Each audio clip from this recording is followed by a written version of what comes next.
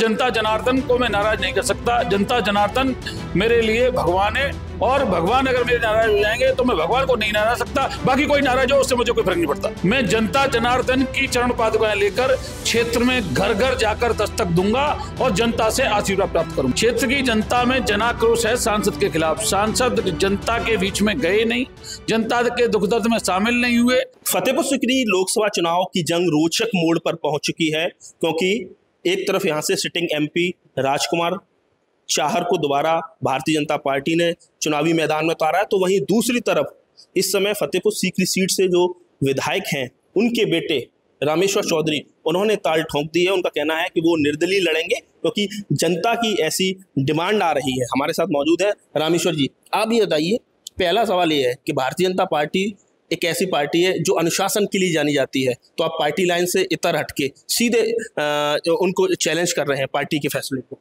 नहीं, देखिए, आप कह रहे हैं इस बात को पार्टी के फैसले को चैलेंज कर रहा हूं, ऐसा नहीं है।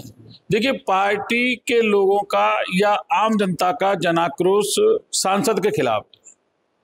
जनता ने जब 6 तारीख को पंचायत हुई तो जनता ने ये पार्टी नेतृत्व को ये कहा कि आपको समय दे रहे हैं, पूरा आप सर्वे करा लीजिए, किसी को भेज दीजिए, किसी प्रतिनिधि को भेज दो, जैसे भी जो जिस स्तर से जांच करा सकते हो उस स्तर से जांच करा लो। ये तय नहीं है कि रामेश्वर लड़ेगा, किसी को भी आप टिकट दे दोगे वही इससे ज्यादा वोटों से जीत के जाएगा। नेतृत्व को अभी भी समय है, 12 से 19 तक पर्ची हो रही है, यानी लगभग 17-18 दिन का समय है। नेतृत्व चाहे तो आज भी नेतृत्व के हाथ में ही है। नेतृत्व चाहे राजकुमार को हटा के किसी को भी प्रत्याशी बना दे। रामेश्वर कहाँ चुनाव लड़ रहा है? तो आपको क्या माना जाए, तो आपको दिक्कत राजकुमार चाहर से है? नहीं, मुझे दिक्कत नहीं है। ये दिक्कत क्षेत्र की जनता को है।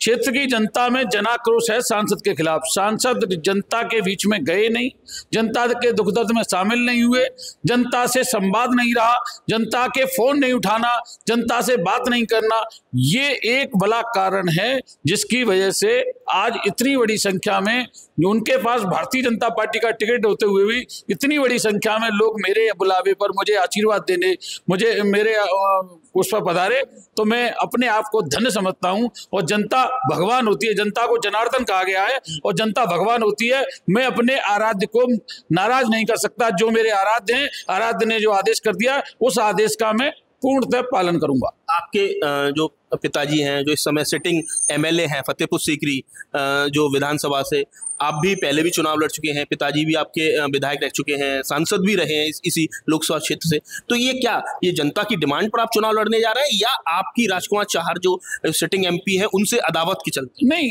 देखिए, इसमें राजनीति में कोई अदावत नहीं होती। जनता जनार्दन ये कह रही है कि तू चुनाव लड़, और जनता का ही फैसला है, जनता के ही फैसले पे मैं चुनाव लड़ रहा हूं।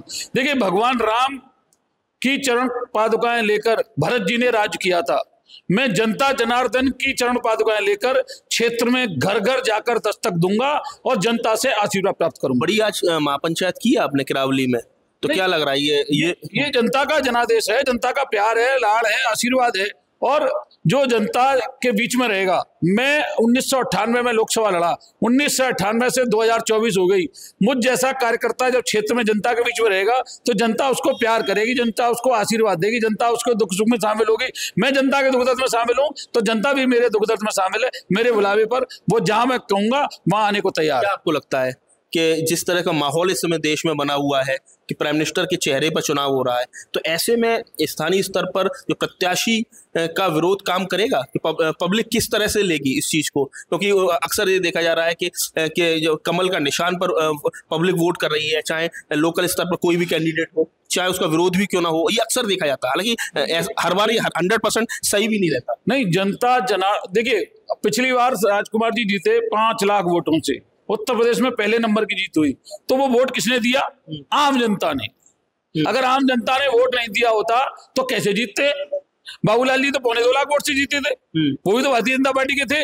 लेकिन मैं वही कहना चाह रहा हूं कि जो बाबूलाल जी ने 2.25 लाख से जीतकर 5 साल जनता में जो मेहनत की और जनता के दुख दर्द में शामिल हुए, सुबह दिल्ली में पार्लियामेंट में हाजिरी लगाई, फिर क्षेत्र में कार्यक्रम किए और शाम को फिर पार्लियामेंट में हाजिरी लगा दी।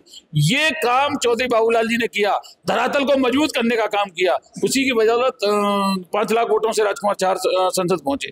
तो ये कहीं ना कहीं जनता के दुखदर्द में जो शामिल होगा वो जनता उसको प्यार करेगी और उसको वोट देगी। तो क्या लग रहा है कि विजय तिलक होगा रामेश्वर चौधरी का? ये विजय तिलक तो जनता जनार्दन करने वाली है। जनता 7 तारीख को वोटिंग होगी और 4 तारीख को मतदान होगा, काउंटिंग होगी। काउंटिंग में आपको ये पता लग जाएगा कि विजय तिलक जनता जनार्दन का ही हो रहा है।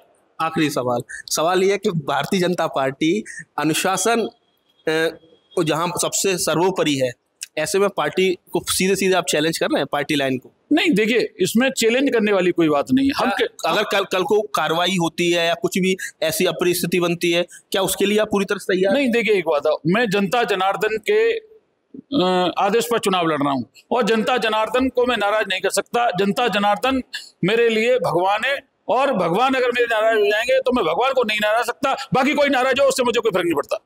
बड़ी बात कही है। तो कुल मिला के रामेश्वर चौधरी जो बड़ा कहा जाए राजनीतिक घराना है आगरा का, उससे वो ताल्लुक़ रखते हैं, तो वो निर्दलीय चुनाव लड़ने जा रहे हैं फतेहपुर सीकरी लोकसभा का। उनका साफ कहना है कि जनता जनार्दन के आह्वान पर वो ये चुनाव लड़ने जा रहे हैं और जनता जनार्दन भगवान का स्वरूप होती है और भगवान को वो नाराज नहीं करना चाहते।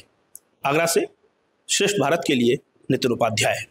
उत्तर प्रदेश की हर खबर से अपडेट रहने के लिए श्रेष्ठ यूपी को करें सब्सक्राइब, बेल आइकन दबाएं और देखते रहें श्रेष्ठ यूपी।